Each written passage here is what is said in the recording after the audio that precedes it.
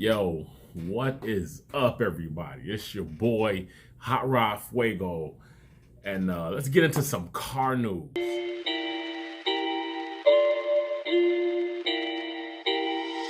getting serious on this track, fam.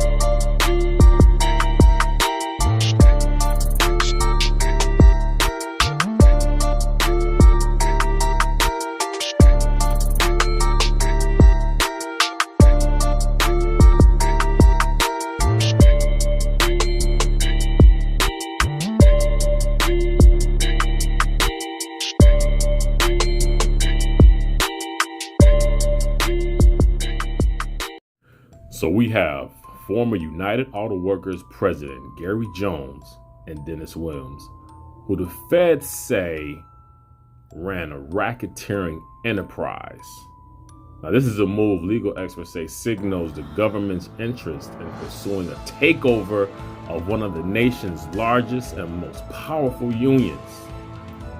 Also included in this is UAW Region 5 Director Vance Pearson, which this signals that the government is considering filing federal racketeering charges against anybody implicated in a scheme that embezzled more than $1.5 million in union funds. These guys are trash, straight trash. I mean, how greedy can you be? It's like enough money isn't never enough money, you know. In regards to Pearson, he's been charged with embezzlement conspiracy. This shit is crazy. This is crazy. All this is racketeering, embezzlement, nothing but corruption. Nothing but corruption. In court, these guys, Gary Jones and Dennis Williams, they're referred to as UAW Official A and UAW Official B. Now, with that said, the UAW itself has not been charged.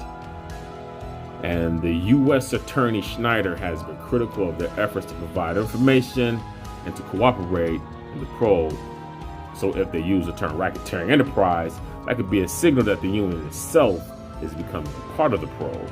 Now, this is stated by Andrew Kachanowski, an attorney for the Summer Schwartz law firm in Southfield, who has worked on civil racketeering cases since 1980. So you have Pearson, who last fall headed UAW's largest geographic region, and he was charged in the criminal information that signals a likely guilty plea. A guilty plea and cooperation from Pearson could help bolster an ongoing investigation targeting Jones and Williams. If Pearson cooperates, it will be much worse for Jones and Williams. The key to any case is cooperating witnesses who can point the finger at others. It's crazy. I mean, this is people that we work with. This isn't just limited to the automotive industry. This is the pharmaceutical industry as well. This is in entertainment, business, everywhere. Everywhere. Man, that's evil. That's trash. These guys should pay. They should pay for it. Simple and plain, they should pay for it. I don't see how anybody could defend it. Anybody. I don't see how anybody, especially anybody who's poor, can defend these actions.